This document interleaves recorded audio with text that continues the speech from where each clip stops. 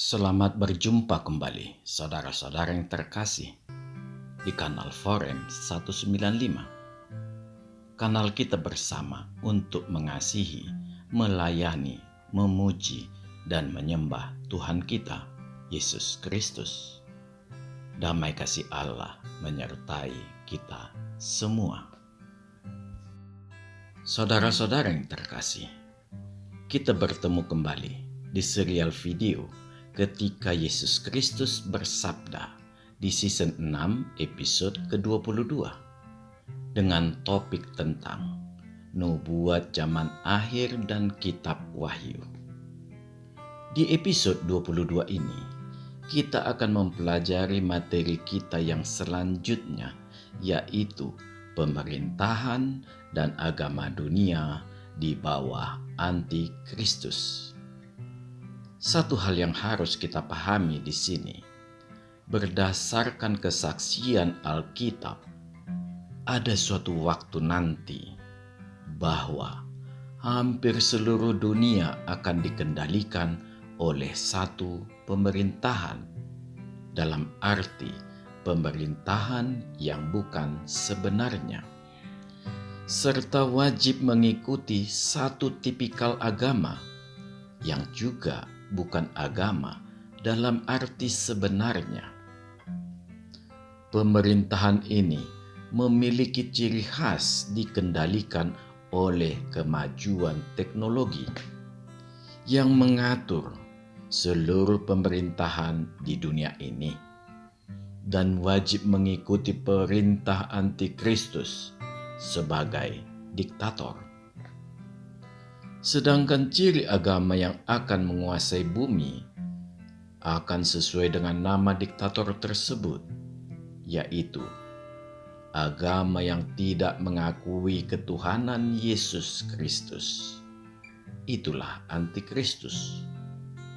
Di balik diktator ini adalah iblis yang berperan di belakang layar. Inilah kekaisaran Romawi modern yang merupakan representasi dari penggabungan kekaisaran-kekaisaran purba dari mulai Babilonia, Media Persia, Yunani, dan Romawi. Kekaisaran Romawi modern ini menganut agama purba yang bernama Babel, si pelacur besar, yang menjadi pusat penistaan kepada Allah di sepanjang masa. Semua ini telah dinubuatkan dengan penuh ketakutan oleh Nabi Daniel dan para nabi di Alkitab. Dan di akhir zaman nanti, pemerintahan dunia oleh iblis ini akan ditaklukkan Yesus Kristus. Dan Yesus Kristus secara fisik akan bersama Raja Daud memerintah selama 1000 tahun sebelum semua berubah menjadi langit dan bumi baru yang diturunkan Allah dari sorga. Saudara-saudara yang terkasih, di video ini kita akan melihat bagaimana itu bisa terjadi, di mana antikristus yang memang sangat membenci Israel dengan cerdik menggunakan Israel sebagai batu loncatan, dikarenakan Israel sudah sampai pada titik nadir kelelahannya melawan Allah. Ya, Israel merindukan kedatangan Yesus Kristus yang telah berjanji memberi mereka kedamaian. Puncak takluk Israel ke kaki Tuhan Yesus Kristus dan menyerah kepada Allah. Sekalipun mereka menyadari bahwa mereka tetap harus melewati hukuman terakhir mereka yang lebih dahsyat dari Mesir, yaitu mereka harus melalui kesengsaraan besar. Allah ingin Israel takluk dan sadar sepenuhnya bahwa mereka tidak bisa lari dari Allah. Dari penyataan Allah melalui Israel inilah, seluruh dunia akan melihat dan mengaku Dialah Tuhan, sebagaimana telah dikatakan di kitab Yeskiel, dan Allah menepati janjinya. Sebagai sebuah bangsa, Israel dilanda kesengsaraan besar. Tetapi Yerusalem tetap berdiri sekalipun gempa hebat menghajar seluruh dunia. Saya sangat berharap saudara semua berkenan membaca Wahyu 12 ayat 1 sampai 6 dan dilanjutkan ke ayat 13 sampai 14 dengan penekanan di ayat 6 dan 14. Iya, perempuan yang mengandung juru selamat itu dialah Israel, yang diibaratkan sebagai istri Allah Yahweh. Israel dijaga Allah selama 1260 hari atau 42 bulan atau 3,5 masa atau 3,5 tahun atau sepanjang masa kesengsaraan besar. Inilah yang membuat target antikristus adalah Israel, karena iblis sangat membencinya. Karena dari Israel lah muncul juru selamat dunia. Marilah, sebelum memulai renungan kita terlebih dahulu berdoa. Ya Tuhan, kami akan melanjutkan belajar kami, yang mana kami melihat betapa panjang dan dalamnya kasih Tuhan melalui bangsa Israel, bangsa yang Engkau pilih sendiri. Kami tidak bisa kemana-mana ya Allah, karena setiap langkah kami tetaplah Engkau ketahui. Ampunkan segala kedegilan hati kami ya Tuhan, dan kami bertelut di kaki-Mu, karena kami juga sudah sedemikian lelah dan mengalami rasa ngeri di dalam belantara kehidupan ini. Terima kasih ya Allah. Di dalam nama Tuhan Yesus Kristus kami berdoa dan mengucap syukur. Amin. Saudara-saudara yang dikasihi Tuhan, di episode kita yang lalu kita sudah melihat beberapa keadaan yang dapat kita lihat sebagai ciri-ciri akan munculnya penguasa dunia, atau disebut juga si pendurhaka atau antikristus. Manusia berbilangan 666 yang merupakan anak rohani dari iblis sendiri. Ciri-ciri ini diantaranya yaitu: ciri pertama, kerinduan Israel ingin hidup tentram dan damai. Ini tercapai ketika Israel dengan negara-negara tetangganya mengadakan perjanjian damai selama 7 tahun. Inilah awal masa 1 kali 7 tahun, Paro atau 3,5 tahun pertama nubuat Gabriel yang disampaikan oleh Daniel. Perjanjian damai ini merupakan inisiatif dari 10 negara yang di kemudian hari akan menjelma menjadi kekaisaran Romawi modern yang akan dikendalikan antikristus.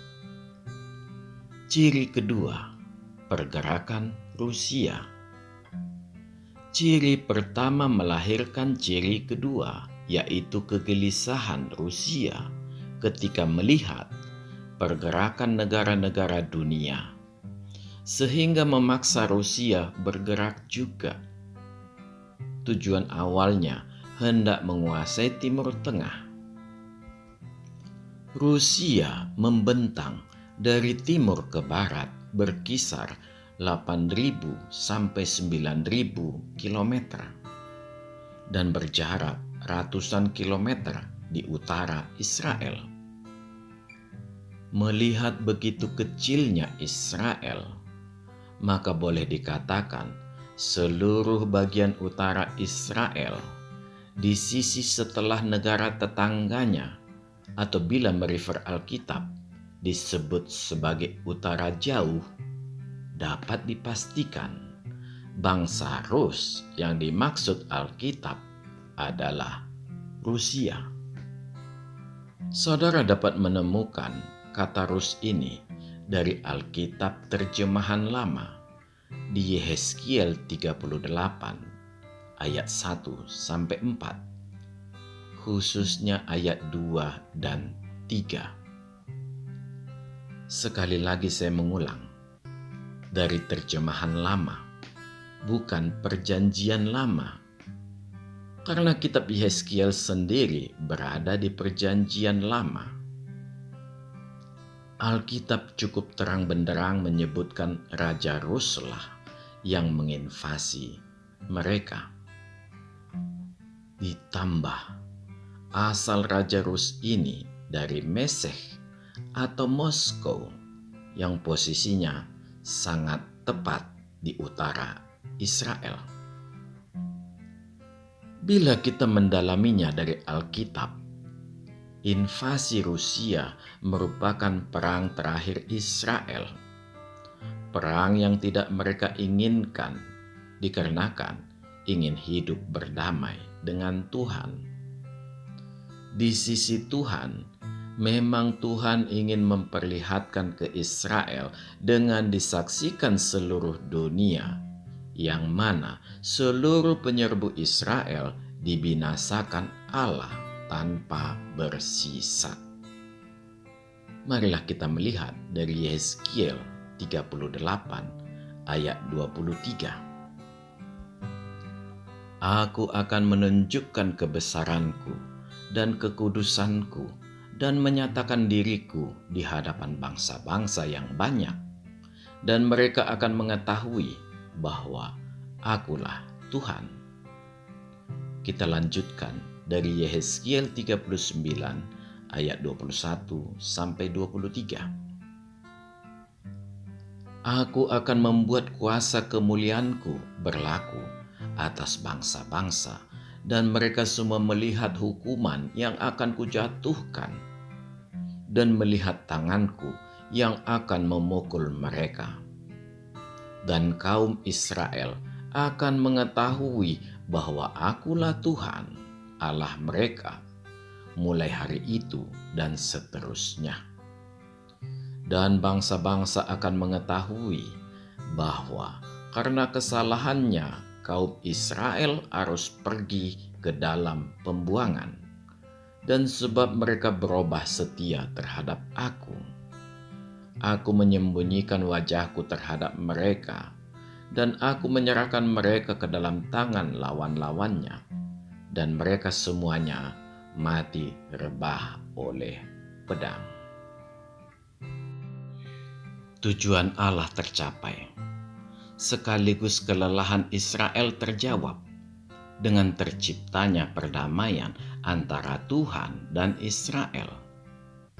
Semua ini untuk menggenapi janji Allah yang akan mengumpulkan Israel kembali sebagaimana tertulis di Yehezkiel 39 ayat 25-29. Marilah kita membacanya. Oleh sebab itu, beginilah firman Tuhan Allah. Sekarang aku akan memulihkan keadaan Yakub dan akan menyayangi seluruh kaum Israel, dan cemburuku timbul untuk mempertahankan namaku yang kudus. Mereka akan melupakan noda mereka dan segala ketidaksetiaan mereka yang dilakukannya terhadap aku. Kalau mereka sudah diam kembali di tanah mereka dengan aman tentram, dengan tidak dikejutkan oleh apapun. Dan kalau aku sudah membawa mereka kembali dari tengah bangsa-bangsa dan mengumpulkan mereka dari tanah musuh-musuh mereka, dan pada saat aku menunjukkan kekudusanku kepada mereka di hadapan bangsa-bangsa yang banyak.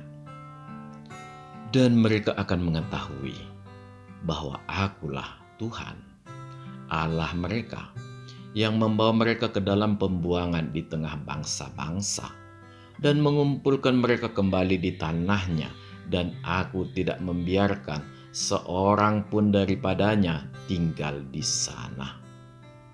Aku tidak lagi menyembunyikan wajah-Ku terhadap mereka, kalau Aku mencurahkan Roh-Ku ke atas kaum Israel. Demikianlah firman Tuhan Allah. Demikianlah firman Tuhan. Ciri ketiga, seluruh negara dunia saling mencurigai satu sama lain. Tuhan melihat kehidupan tenang dan damai bangsa pilihannya ini menjadi murka ketika Rusia menginvasi Israel secara mengejutkan. Sesuai firman Allah, pasukan Rusia dilanda murka Tuhan melalui gempa bumi yang membuat semua menjadi berantakan, yang mengakibatkan terjadi perang antar pasukan Rusia sendiri. Sementara Yerusalem tidak mengalami pengaruh gempa. Indikasi ini terlihat bahwa pertempuran yang terjadi di dalam kota Yerusalem adalah perang di antara pemukiman penduduk. Tuhan juga menimpakan penyakit sampar yang menambah kerusakan pasukan Rusia. Yang paling terakhir, yang meluluh lantakkan Rusia adalah Tuhan juga menghukum wilayah negara Rusia dengan api dari langit. Seluruh pasukan Rusia binasa sampai diperlukan waktu 7 bulan untuk menguburkan mayat-mayat, bahkan ditambah sampai mengundang burung pemakan bangkai. Sebuah gambaran pemusnahan yang sangat mengerikan. Saudara-saudara yang terkasih, semua ini dapat kita baca dari kitab Yehezkiel pasal 37, 38, dan 39. Bila di zaman modern Allah sudah turut campur secara langsung, ini memperlihatkan akhir zaman sudah mendekati manusia. Sangat sederhana alasan yang bisa kita lihat. Kekuatan militer manusia tidak akan bisa ditahan oleh manusia itu sendiri. Allah pasti campur tangan.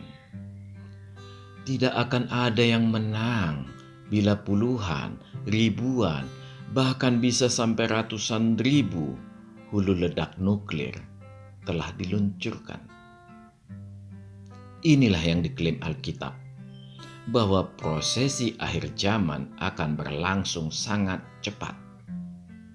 Tidak akan ada negara yang bisa mengklaim bahwa mereka menang, karena semua akan rusak, binasa. Tuhan paham bila hal ini menimpa negara kecil seperti Israel. Tuhan tidak ingin itu terjadi karena Tuhan memiliki rencana terhadap Israel. Di nubuatan lanjutan pada ketiga pasal itu memperlihatkan bahwa Tuhan akan mengumpulkan Israel ke tanah mereka. Tuhan akan memulihkan Israel dengan konsep cangkok-mencangkok antara Yahudi dan non-Yahudi yang seturut pengajaran Rasul Paulus. Maka kelak semua akan sinkron dengan memakai nama bangsa Israel, dan semua akan berada di tahta Raja Daud yang akan berubah menjadi konteks Israel rohani. Semua menjadi umat pilihan Tuhan di kerajaan 1000 tahun. Saudara-saudara yang terkasih, Pecahnya perang ini berawal dari perundingan yang gagal, yang kemungkinan besar dikarenakan Antikristus mengkhianati Liga 10 Bangsa.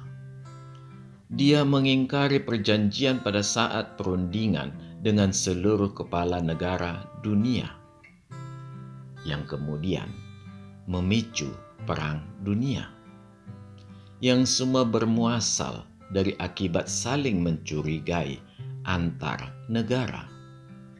Pecahlah perang antar 10 negara yang dikhianati Antikristus melawan negara-negara yang dari awal menentang Antikristus. Inilah saat dunia memasuki masa 1x7 tahun paro kedua nubuat Gabriel yang disampaikan oleh Daniel. Akibatnya, dunia saling menghancurkan satu sama lainnya. Pemerintahan dunia runtuh dikarenakan sudah sangat lemah. Muncullah Antikristus bagaikan seorang juru selamat, dan hanya dalam tempo 1 malam dia menguasai seluruh dunia melalui media elektronik. Inilah saat bangkitnya Kekaisaran Romawi modern, yang merupakan kombinasi dari 4 binatang yang melambangkan Babilonia, Media Persia, Yunani, dan Roma. Mulailah episode pemerintahan diktator Antikristus yang muncul dengan kekuatan penuh melawan Allah. Masa ini berlangsung tidaklah lama, hanya 3,5 tahun. Manusia masuk ke periode kesengsaraan besar. Antikristus memusatkan kekuatannya di Harmagedon, sebuah wilayah di Palestina Utara, berjarak 40 km dari Danau Galilea, yang luasnya berkisar 35 kali 24 km, dengan maksud mempersiapkan bala tentaranya menghadapi bala tentara Tuhan. Perbuatan Antikristus ini mengakibatkan amarah Tuhan, dan Tuhan mengirim bala tentaranya yang akan menumpahkan cawan murka Tuhan.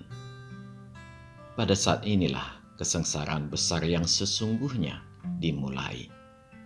Sekalipun perang di awal kesengsaraan besar sudah meluluh lantakkan manusia, episode kesengsaraan besar dan Harmagedon akan kita bahas di episode berikutnya. Saudara-saudara yang dikasihi Tuhan, bila kita perhatikan sepak terjang iblis, dia selalu menyimpan rasa cemburu yang luar biasa kepada manusia yang bernama Yesus Kristus. Dia merasa manusia Yesus Kristus mengambil posisinya sebagai tangan kanan Allah yang Maha Tinggi. Iblis menutup mata hatinya melihat sebuah kenyataan pada statuta Yesus Kristus, yang adalah inkarnasi dari firman Allah. Dia menolak kenyataan bahwa Yesus Kristus itu adalah Allahnya sendiri.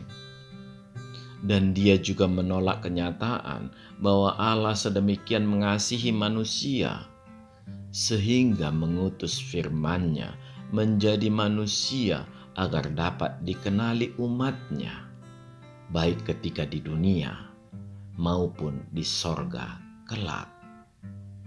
Ya, api kecemburuan menghanguskan roh iblis, dan kejahatan menguasai dirinya, dan dia menolak Tritunggal. Dan iblis merancang melalui Wahyu 13 yang menggambarkan rencana iblis menguasai pemerintahan dan agama di seluruh dunia.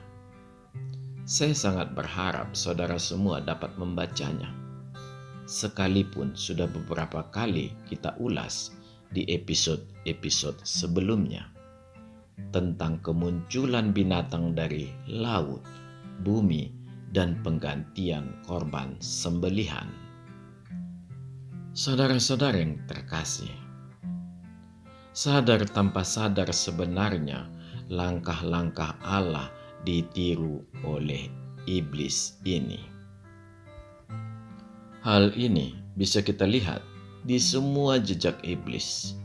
Dia juga selalu membentuk Tritunggal sekalipun tidak akan bisa memiliki sifat kekal, karena seluruhnya adalah ciptaan.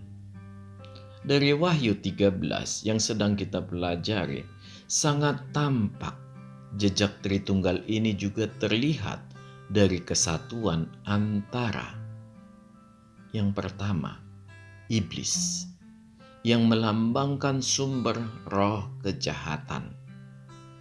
Yang kedua, binatang dari laut dan bumi, yang melambangkan pemerintahan dunia atau kekaisaran Romawi modern. Yang ketiga, nabi palsu, yang melambangkan agama Babel, yang berarti perlawanan rohani terhadap Allah. Iblis, makhluk yang berasal dari sorga inilah sebagai motor di balik Wahyu 13 ini. Kesombongan yang merusak dirinya membuat dia memberontak dan diusir dari sorga.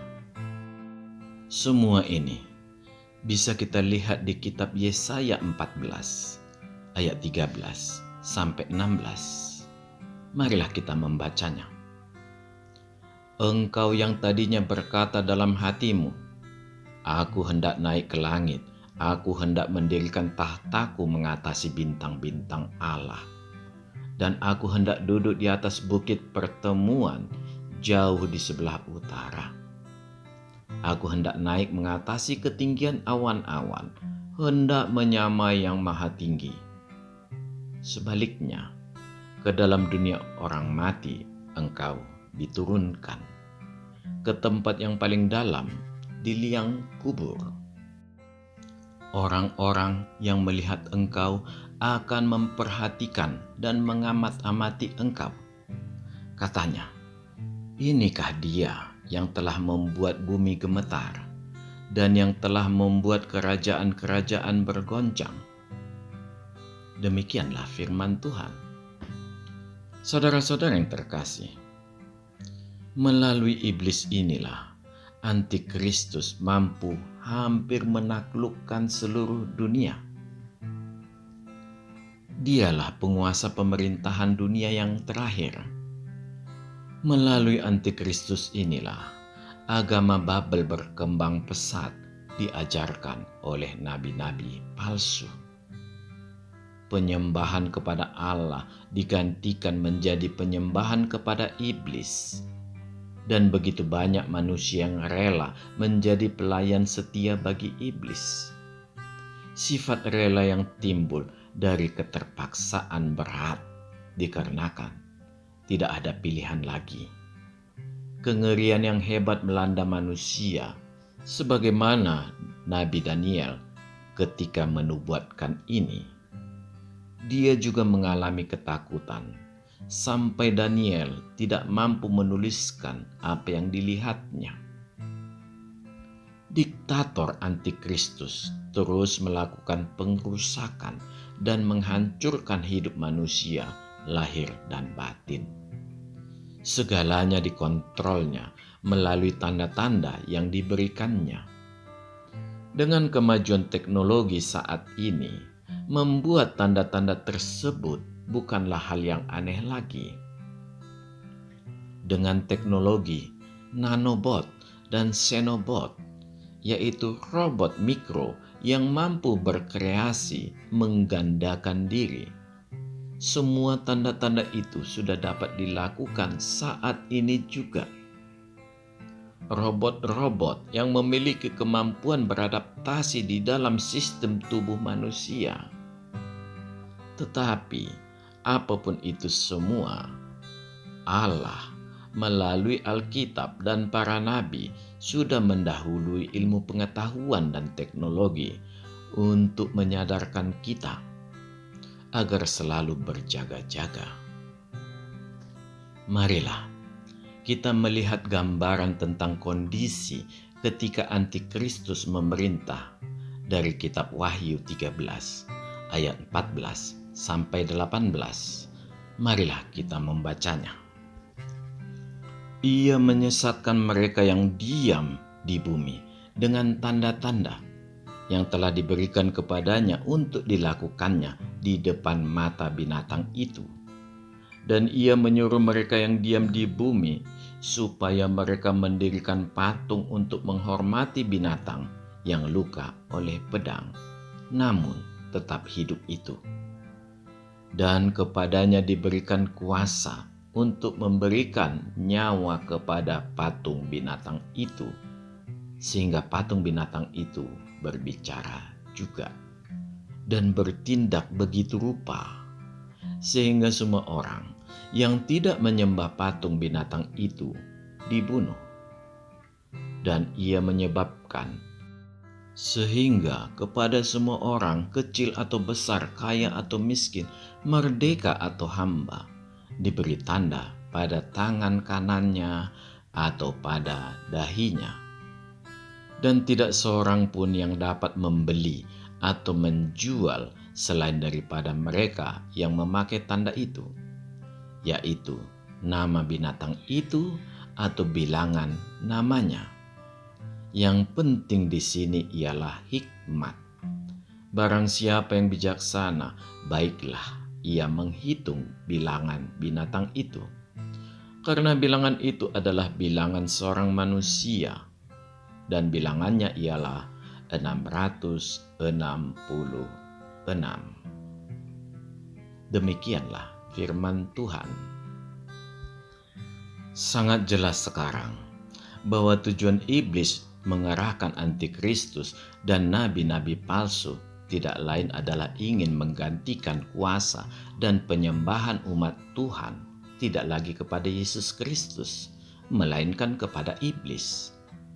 Perbuatan iblis ini adalah puncak perlawanannya, dan Allah sudah merencanakan membinasakannya, sebagaimana tertulis di Wahyu 6 ayat 2 dan Wahyu 19 ayat 20.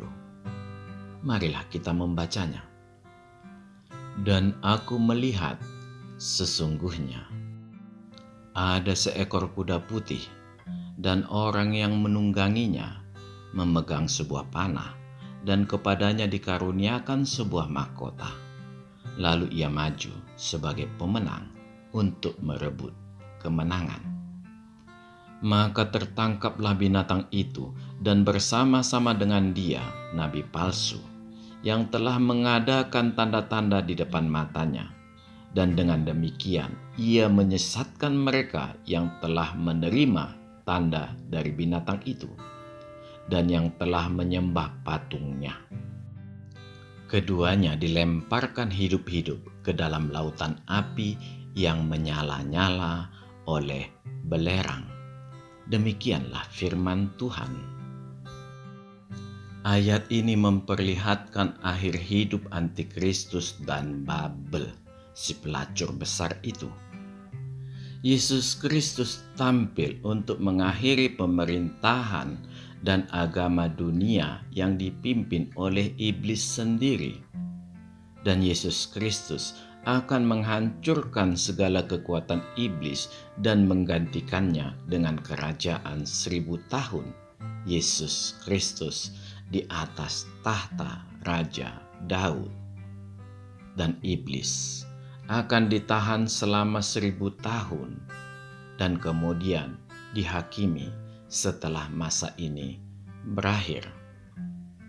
Saudara-saudara yang dikasihi Tuhan, bagaimanakah perasaan saudara semua?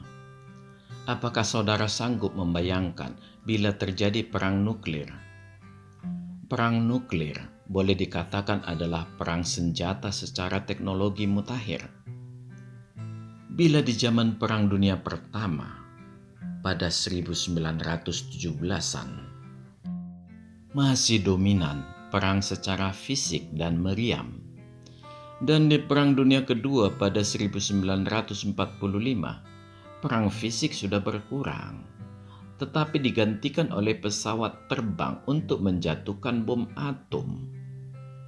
Maka tidak demikian lagi di perang nuklir di zaman modern ini. Pengaruh bom atom di Hiroshima dan Nagasaki sampai sekarang masih diliputi radiasi. Kita sudah sulit membayangkan dengan kemampuan bom nuklir berkekuatan ribuan kali lipat per buah. Dan ratusan ribu buah sudah menghiasi banyak tempat di dunia ini. Dan hanya tinggal menanti telunjuk jari untuk menekan. Memang, modernisasi sangat mengurangi kemampuan fisik manusia. Teknologilah yang menjawab itu semua. Bahkan jauh lebih akurat bila dibandingkan dengan yang dilakukan manusia. Sebuah bom nuklir bisa diluncurkan dengan sangat tepat sampai ke bawah meja kerja atau ke bawah kolong tempat tidur kita tanpa menimbulkan kesalahan. Bahkan bisa diatur tingkat kerusakannya sejauh apa. Apakah dengan tingkat kerusakan sebuah kota, provinsi, atau sebuah pulau? Untuk ukuran Indonesia, mungkin hanya diperlukan 3-5 buah untuk melumpuhkan negara kita yang tercinta ini. Bisa jadi, hanya diperlukan tidak sampai 1000 hulu ledak nuklir untuk melumpuhkan seluruh dunia. Sementara stok yang tersedia mencapai puluhan hingga ratusan ribu. Entah apa yang terjadi dengan dunia ini kelak. Sekalipun demikian, setelah selesai perang antar manusia di masa tahap kedua nubuat kitab Daniel, Yesus Kristus masih menambahkan murka Allah di bulan-bulan terakhir di masa kesengsaraan besar ini. Yesus Kristus akan memusnahkan antikristus dengan pedang yang keluar dari mulutnya, serta membelah kota Babel menjadi hancur. Dan para malaikat akan menumpahkan cawan murka Allah. Dan semuanya ini jauh lebih mengerikan dari perang nuklir yang dilakukan manusia. Singkat, efektif, dan mengerikan. Inilah yang terjadi bila Allah sudah murka. Saudara-saudara yang dikasihi Tuhan, apakah saudara semua takut? Ya, semua kita akan takut dan ngeri melihat itu semua. Salomo mengatakan takut akan Tuhan adalah permulaan pengetahuan. Jadi, ketakutan kita harus merubah konsep berpikir kita menjadi semakin berhikmat pada kehendak Tuhan. Tuhan berkehendak atas kita semua bahwa kita akan dijauhkannya dari cawan murkanya. Itulah bentuk kasih yang tidak bertara. Kasih Allah itulah yang harus kita miliki dengan hidup berkenan kepadanya. Hidup berkenan kepada Allah hanyalah menjadi pelayan bagi sesama. Menjadi pelayan hanya memerlukan satu hal, menaklukkan kesombongan pada diri sendiri. Iya, lawan kita adalah diri kita sendiri. Bila kita sudah mampu menaklukkan diri kita sendiri, maka Tuhan akan mengutus Roh Kudus untuk menopang hidup rohani kita di sepanjang waktu yang masih diberikan Tuhan kepada kita. Roh Kuduslah yang aktif di dalam diri kita. Inilah yang membuat kita menjadi mengerti apa yang dikehendaki Tuhan dari diri kita. Kita akan menjadi orang-orang yang dipilih Tuhan untuk diselamatkan dan terhindar dari kesengsaraan besar. Baik melalui pengangkatan gereja ataupun melalui kebangkitan untuk menghuni kerajaan 1000 tahun. Semuanya memiliki tujuan yang sama, memerintah bersama Tuhan di kerajaan 1000 tahun.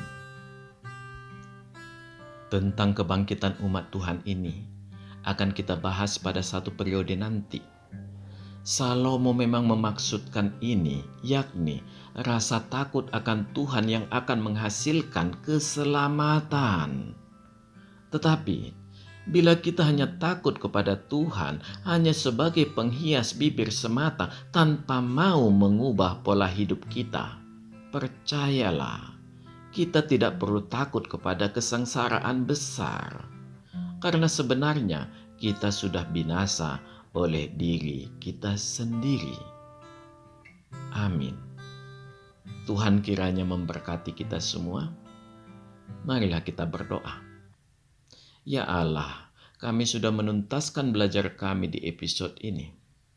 Berkatilah ya Allah, agar memberi pengertian kepada kami bahwa segala hukuman murka Tuhan bagi dunia ini di zaman akhir bukanlah untuk umat-Mu yang setia kepadamu.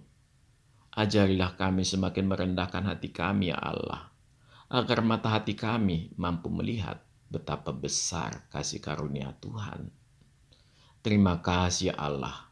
Di dalam nama Tuhan Yesus Kristus kami berdoa dan mengucap syukur. Amin. Tuhan memberkati kita. Marilah kita masuk ke saat teduh sejenak.